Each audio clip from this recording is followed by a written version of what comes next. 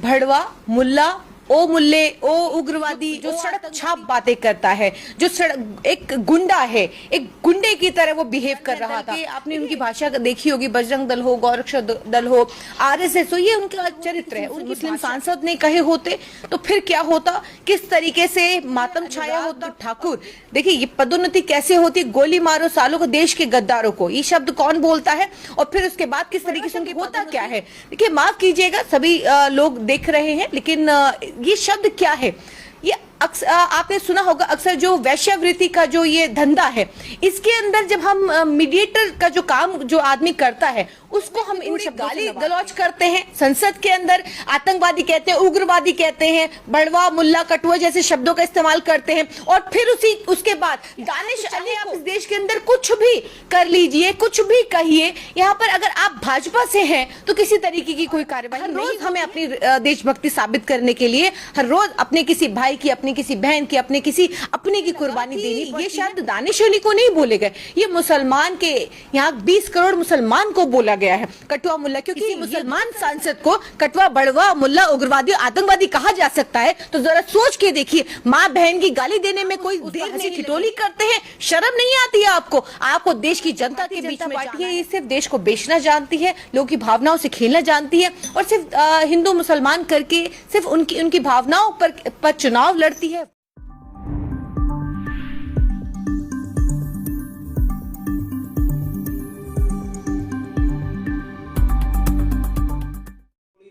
यहाँ तक कटुआ, मुल्ला, आतंकवादी तक कह दिया गया और उसके बाद पूरे मुल्क में जैसा कि एक जो है गुस्से की लहर सी दौड़ गई। किस तरह देख रहे हैं आप इन पूरे मामले को?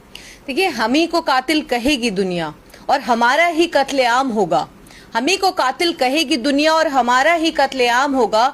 हम ही पानी के कुएं को खोदते फिरेंगे और हम ही पर पानी हराम होगा। ये बिल्कुल उसी तरीके से है जैसे रमेश बिदुड़ी ने जिस तरीके से संसद के अंदर, लोकतंत्र का मंदिर है, संसद के अंदर जिस तरीके के शब्दों का इस्तेमाल किया, रिपीट करूंगी, भड़वा, मुल्ला, ओ मुल्ले, ओ उग्रवादी, ओ आतंकवादी जैसे शब्दों का इस्तेमाल जिस तरीके से रमेश बिदुड़ी ने किया है वो बेहद निंदनीय है और ऐसे व्यक्ति की जगह कम से कम संसद के अंदर तो नहीं है। वो लोकतंत्र का मंदिर जहां पर हम उम्मीद करते हैं 140 करोड़ लोगों की बात होती है, उसके मुद्दे उठाए जाते हैं, मुद्दे की बात होती है, वहां पर ऐसा व्यक्ति जो सड़क छाप बातें करता है, जो एक गुंडा है, एक गुंडे की तरह वो बिहेव कर रहा था। देखिए किसी भी पार्टी का सांसद हो, किसी भी पार्टी का कोई भी व्यक्ति हो, देखिए जिस तरीके से रमेश बिदुड़ी ने जिन शब्दों का प्रयोग किया वो देखिए संसदीय शब्द नहीं है और निंदा करती हूँ ऐसे जिस तरीके से उन्होंने बीच भाषण के अंदर जिस तरीके से इन शब्दों का इस्तेमाल किया, बेहद शर्मनाक है। देश तो शर्मसार हुआ ही है, लेकिन जिस तरीके से अब इन भाषा का इस्तेमाल संसद के अंदर होने लगा, इतिहास में पहली बार ऐसा हुआ है कि जिस तरीके से संसद के अंदर इस तरीके की भाषा का इस्तेमाल किया गया है। सड़क छाप भाषा अब संसद में भी इस्तेमाल होने लगा है। सांसद द्वारा दूसरे सांसद को आतंकवादी कह रहा।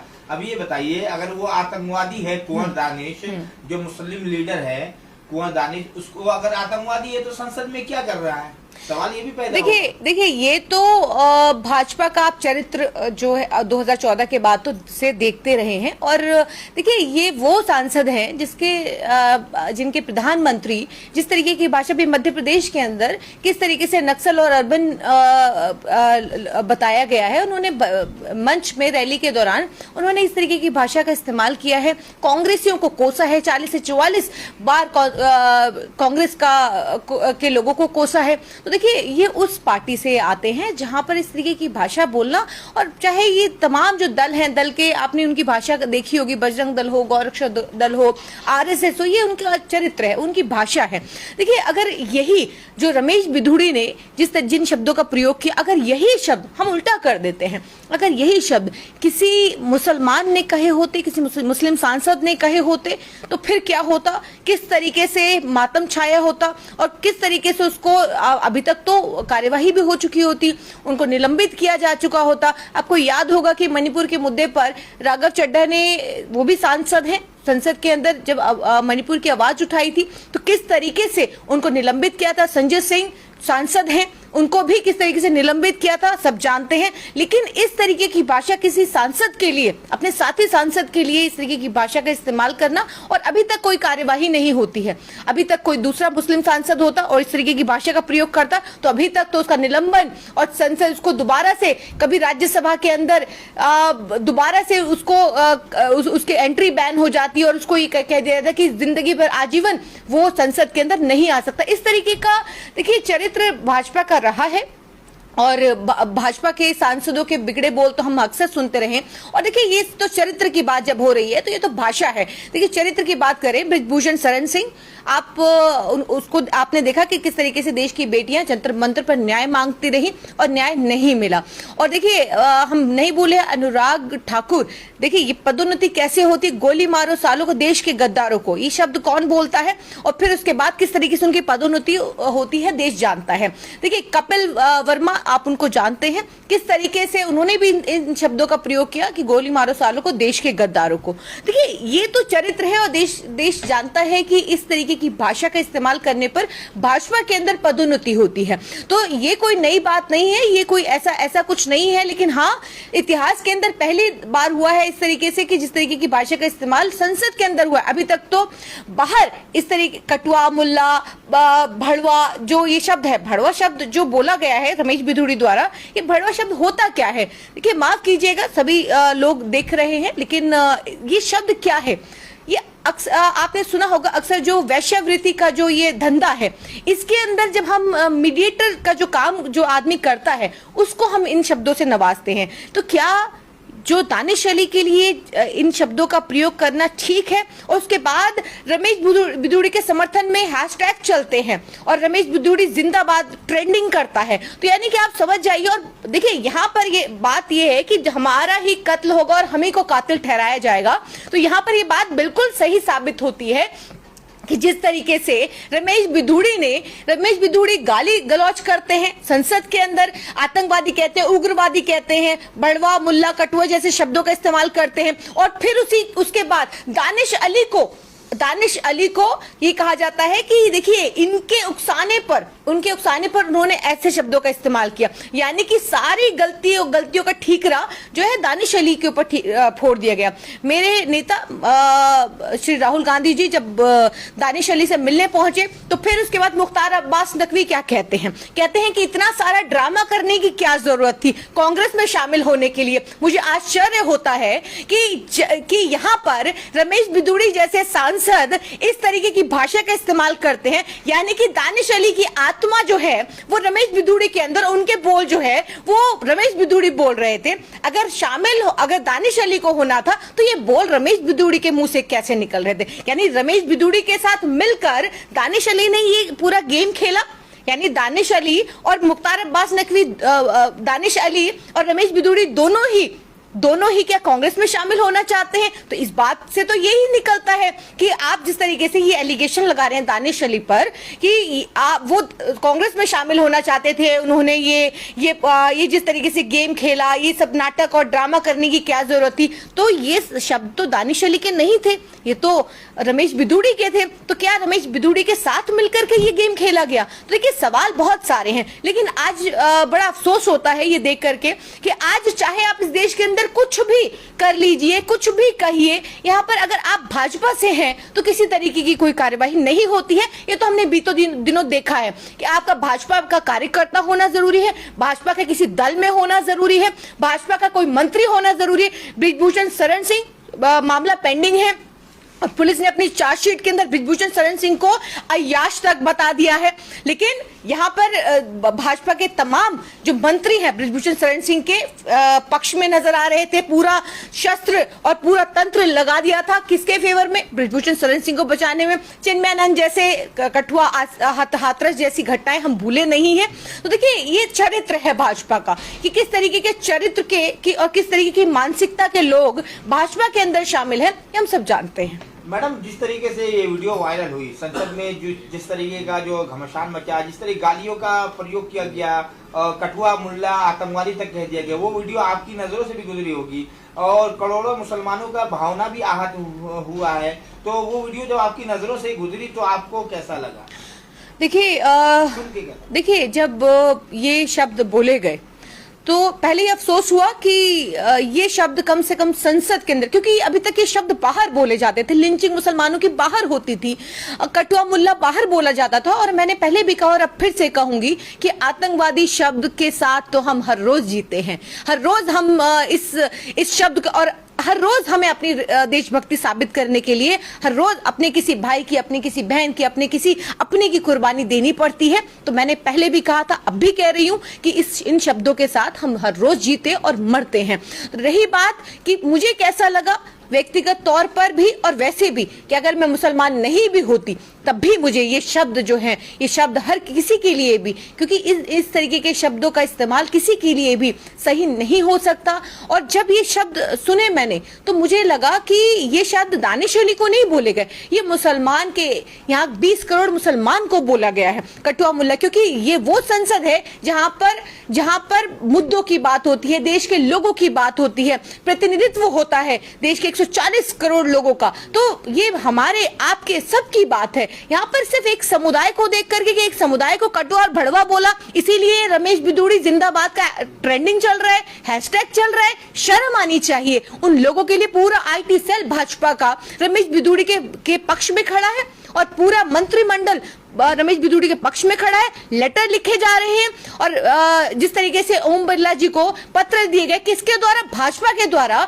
कि ये तो उकसाने पर रमेश बिदूड़ी ने बोला। शर्म आनी चाहिए आपको कि जिस तरीके के शब्द आज मैं ये कहती हूँ कि अगर आज किसी सांसद को, किसी मुसलमान सांसद को कटवा, बड़वा, मुल्ला, उग्रवादी, आतंकवादी कहा जा सकता है तो जरा सोच के देखिए। माँ बहन की गाली देने में कोई देर नहीं लगेगी। जब एक दूसरे को कोई माँ की गाली से, कोई बहन की गाली से, कोई किसी का बेटी की गाली से, इस गाली से बुलाएगा, कोई किसी का नाम लेने की जरूरत है, ना ही इज्जत देने की जरूरत है। हम एक दूसरे का सम्मान नहीं करेंगे, हम एक दूसरे का लिहाज नहीं करेंगे। तो सोच के देखिए कि जिस तरीके से एक सांसद को आतंकवादी कहा गया, उग्रवादी कहा गया, तो इसमें बिल्कुल देर नहीं लगेगी। किसी भी सांसद को, मैं कहती हूँ मुसलमान हो या ना हो फर्क नहीं पड़ता, आज ये किसी मुस्लिम सांसद को आतंकवादी, उग्रवादी कहा है, किसी हिंदू सांसद को या किसी और सांसद को माँ और बहन की गाली भी अगर ये देंगे, इसमें कोई गुरेज नहीं होगा, इसमें तो कुछ गलत नहीं होगा।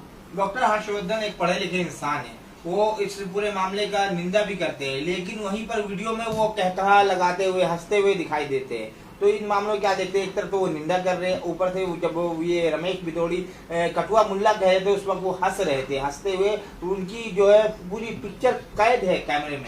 देखिए, आपने अच्छी बात कही कि जिस तरीके से रविशंकर प्रसाद पूर्व कानून मंत्री है और डॉक्टर हर्षवर्धन जिस तरीके से पीछे बैठ करके कहे लगा रहे थे, हंस रहे थे, हंसी ठिठोली कर रहे थे। शर्म आनी चाहिए कि जिस तरीके से आपका एक साथी, एक दूसरे आपके साथी को फर्क नहीं पड़ता। आप छोड़ दीजिए कि वो किस पार्टी का सांसद है, वो किस पार्टी का, हम एक जगह जब बैठते हैं तो कुलीग बनकर काम करते हैं, तो देश की जनता का प्रतिनिधित्व करते हैं। लेकिन जब आपका एक साथी खड़ा होकर किसी को इस तरीके से गाली गलौज करे और आप उस पर हंसते हैं, आप उस पर हंसी ठिठोली करते हैं, शर्म नहीं आती है आपको? आपको देश की जनता के बीच में जाना है, किस तरीके से जाएंगे और किस मुंह से जाएंगे? शर्म आनी चाहिए। ये 140 करोड़ का देश है और अगर आपको लगता है कि इस तरीके से किसी को गाली गलौज करके, किसी को माँ बहन की गाली दे करके, किसी को कटुआ मुल्ला कह के, किसी को आतंकवादी से कह करके, आपको अगर ये लगता है कि आप इस 2024 को जीतेंगे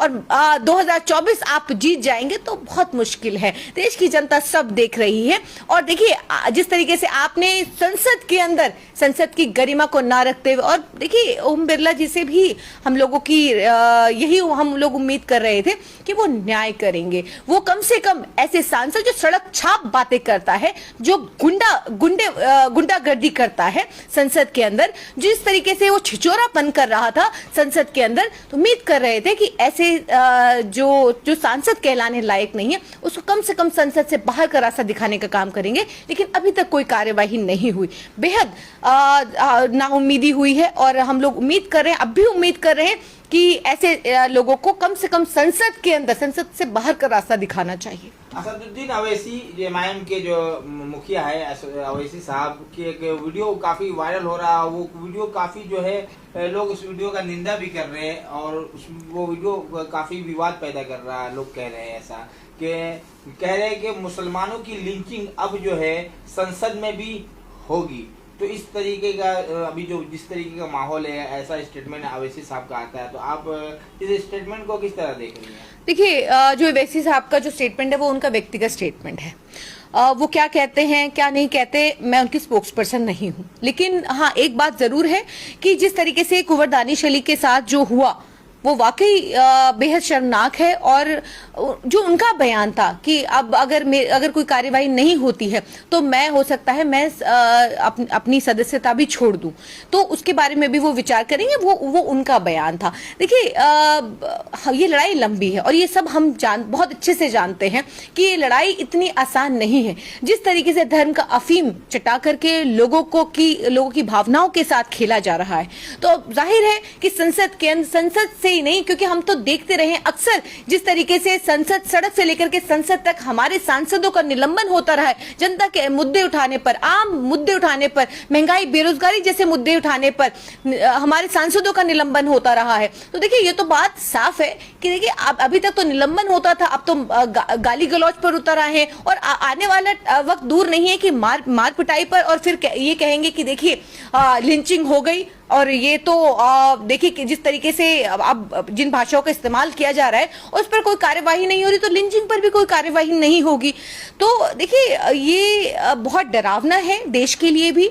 और जिस तरीके से नई संसद में नए भारत की बात देश के प्रधानमंत्री जी कर रहे थे कि अब रोना धोना छोड़ करके हमें देश के बारे में सोचना चाहिए और देश को आगे तरक्की की राह दिखानी चाहिए। तो देखिए, आज वो कहाँ गया नए भारत के अंदर। अमृतकाल की हम बात करते हैं और 9 साल बेमिसाल की जहां पर बात कर रहे थे मोदी जी, लेकिन आज जब उनके सांसद की बात है तो वो पूरा मंत्रिमंडल उनके पक्ष में खड़ा नजर आया। और फिर जिस तरीके से मध्य प्रदेश में रैली के दौरान प्रधानमंत्री जी की खुद की जिस तरीके से बिगड़े बोल नजर आए, तो देखिए साफ है कि किस पार्टी से आते हैं रमेश बिधूड़ी और कैसा चरित्र है इस पार्टी का। तो देखिए, ये तो जरूरी था कि इस तरीके के बोल निकलने थे, लेकिन बेहद शर्मनाक बात है। जिस तरीके से आखिरी सवाल है ये, जिस तरीके से कुंवर दानिश अली को गालियां पड़ रही थी संसद के अंदर, कठुआ मुल्ला आतंकवादी कह दिया जा रहा था, उस वक्त जो है फिर वो कुंवर दानिश रोने लगते हैं।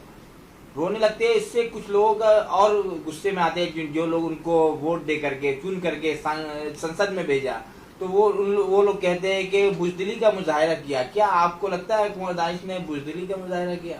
देखिए, जिस पर बीतती है उसी को मालूम चलता है। और जिस तरीके से उनको भरी संसद के अंदर अपमानित किया गया, भरी संसद के अंदर उनके सभी लोगों के सामने, देखिए हम जब जहां काम करते हैं वहां पर वही हमारा घर होता है, उसको हम अपना घर भी मानते हैं, उसको सारे हमारे जितने भी जो साथी होते हैं वो हमारे एक फैमिली मेंबर्स की तरह होते हैं। लेकिन अगर कोई हम अपना ही कोई फैमिली मेंबर, देखिए विचारधारा अलग होना एक अलग बात है, लेकिन एक फैमिली के अंदर देखिए अलग अलग लोगों के विचार होते हैं। जरूरी नहीं है कि एक परिवार के अंदर अगर 5 सदस्य हैं तो 5 के विचार एक जैसे से हो। पार्टी अलग है, बेशक अलग है, विचारधारा अलग है, लेकिन साथ में बैठते हैं तो एक दूसरे का कम से कम एक दूसरे की रिस्पेक्ट होनी चाहिए, एक दूसरे का लिहाज होना चाहिए था।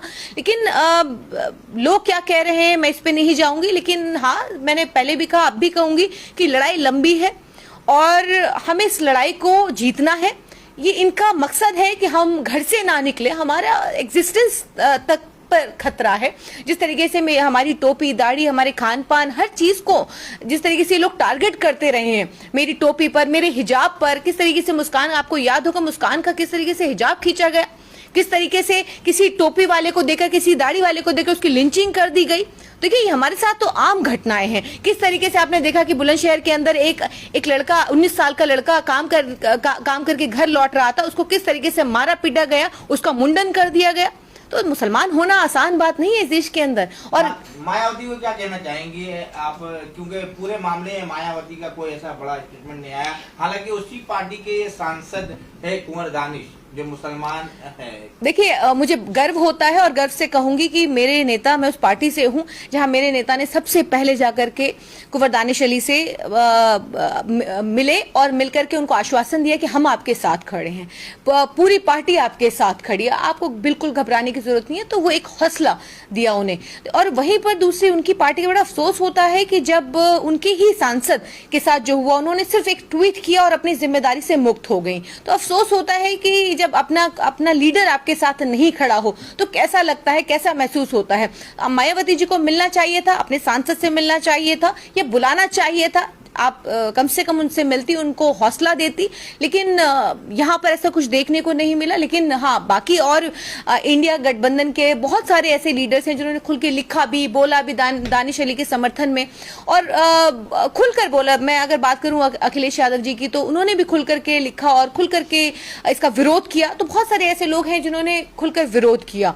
तो लेकिन इसके अंदर जो बड़ी बात है वो यही है कि हम ये लड़ाई को, हम लोगों को बहुत आगे तक लड़ना है। मुसलमानों के अस्तित्व की बात है, और सिर्फ मुसलमानों के अस्तित्व की बात नहीं है, यहाँ पर पूरे देश के लोगों के अस्तित्व की बात है। ये तो देखो, ये जो भारतीय जनता पार्टी है, ये सिर्फ देश को बेचना जानती है, लोगों की भावनाओं से खेलना जानती है, और सिर्फ हिंदू मुसलमान करके सिर्फ उनकी भावनाओं पर चुनाव लड़ती है। वोट बैंक जो है वो सिर्फ और सिर्फ धर्म के आधार पर कम्युनल, जो जिस तरीके से कम्युनल राजनीति करती है, ये भाजपा का चरित्र है। कुंवर दानिश अली से क्या कहना चाहेंगे? देखिए, यही कहूंगी कि हम सब आपके साथ हैं, पूरा देश आपके साथ खड़ा है। तो देखिए, लड़ाई आपको भी लड़नी है, हमें भी लड़नी है, सबको मिलकर लड़नी है। तो देखिए, हौसला रखें, और हम सब आपके साथ हैं, पूरा गठबंधन आपके साथ है, पूरा देश आपके साथ है।